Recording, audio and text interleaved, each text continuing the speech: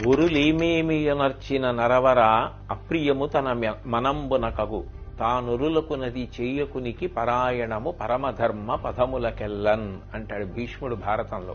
మనం ఎవరినైనా ఇతరుల్ని ఏదైనా అనే ముందు వాళ్ళు మనని అట్లా అంటే మనకెంత బాధ కలుగుతుందా సంతోషం కలుగుతుందా ఆలోచించాలి.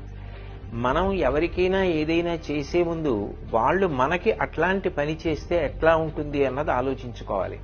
మనం ఇతరులను ఒక మాట అంటే వాళ్ళు బాధపడతారు అని తెలిసినప్పుడు అటువంటి మాటలు మాట్లాడకూడదు. ఏ పని చేస్తే ఇతరులు బాధపడతారో అటువంటి పనులు అసలు చేయకూడదు. ధర్మాలలోకెల్లా పెద్ద ధర్మం అదే. కాబట్టి సంయమనం అన్నది పాటించాలి. 84 లక్షల జీవరాశులలో వాక్కు ఉన్నది మనుష్యుడికొక్కడే. ఆ మనుష్యుడు తన వాక్కుని 10 మంది శాంతి కోసం సంతోషం కోసం వాడాలి తప్ప ఇతరుల మనసులు గాయపడడానికి మాటని వాడకూడదు.